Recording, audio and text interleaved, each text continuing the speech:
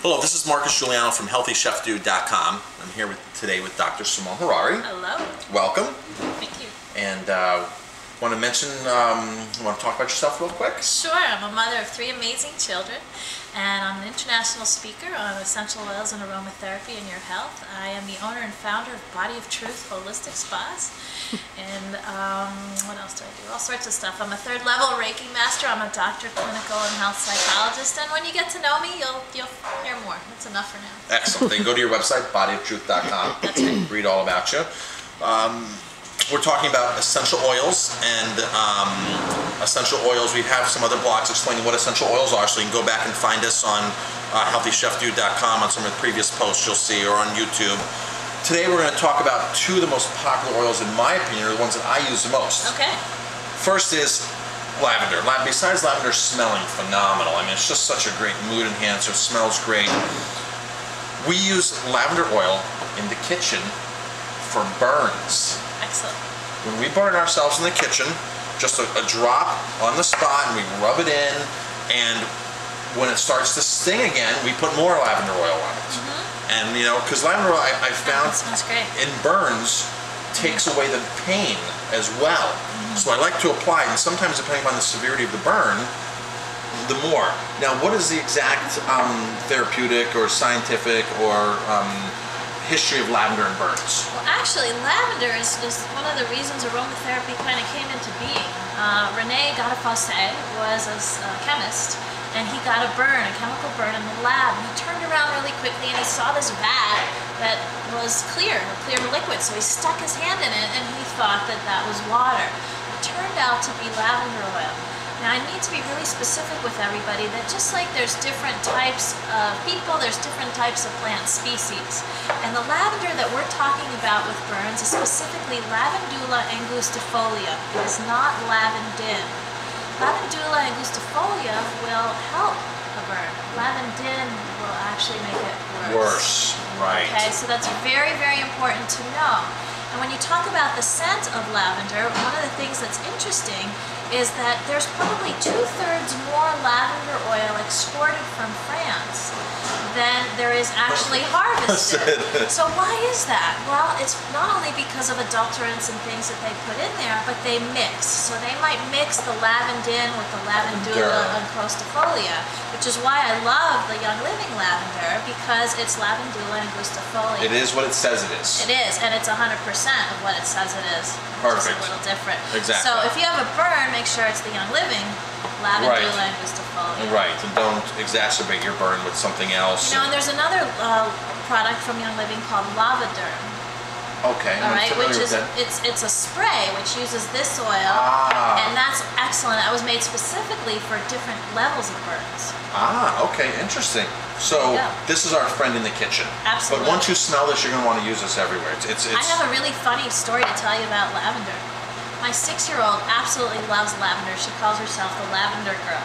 So one thing, a lot of people know that lavender is very relaxing and very calming. But, check this out. One day, my little Emily was sitting there and she's taking her lavender bath, and the right way to make a lavender bath is to get some good quality sea salt or Epsom salt. Yes. Put it in your hand, put the few drops in your salt and rub it together, okay?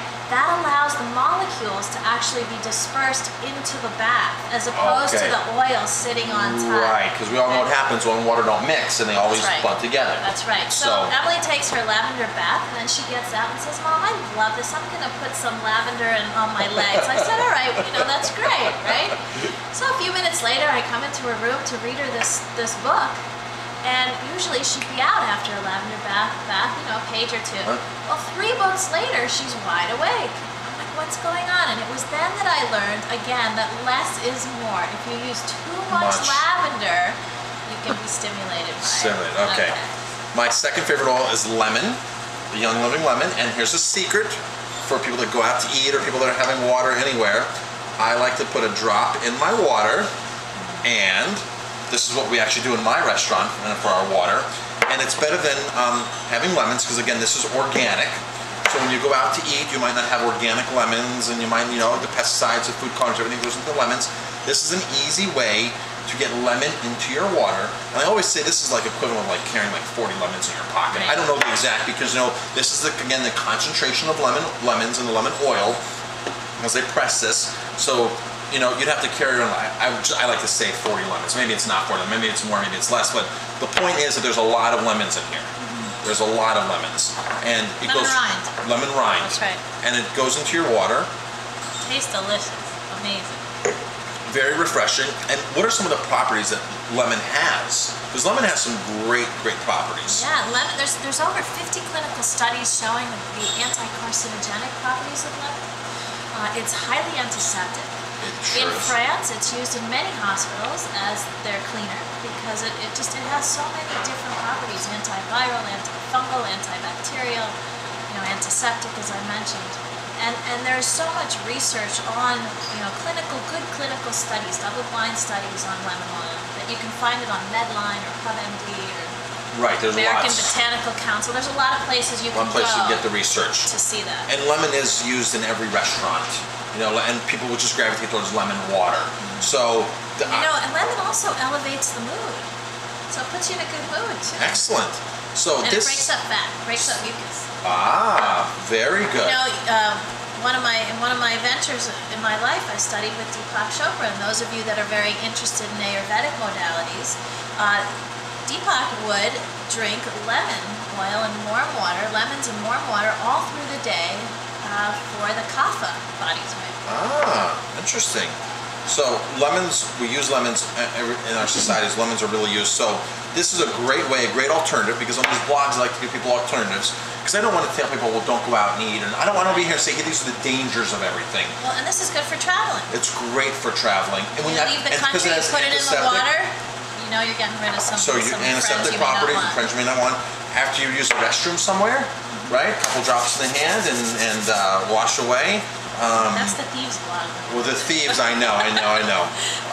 This is great, I know, for non-food use. When you peel a label off something, you put a couple drops in that, and you just rub it, and it totally cleans the gooey gum mess that's left behind. Absolutely. When you have your children might put Band-Aids on their stuffed animals, and you got to get it off. Lemon oil. So lemon oil, this is really inexpensive. 10, 11, 12, 13, I don't know what it is, $13. We buy tons of these at the restaurant, at my restaurant, because we use so much of them in the water and throughout the kitchen. Really a great investment. You keep it in, like you said before in our previous blogs, it doesn't go bad. No, it's funny. You have to put expiration dates on things in this country, but the thing about essential oils is that they are their own preservatives. I mean, look at the tombs in Egypt. They open these vats of oil that have been there for hundreds and thousands of years, right? And the oil is perfectly wonderful. It's perfectly intact and fine. The chemistry is perfect. It's not oxidized. The potency is there, which is great. So you mentioned that oils from thousands of years ago. This is not something new. This is we talked about the lavender, and I think that's done by the doctor, that accident which he discovered the lavender. It was about 90 years ago, I think.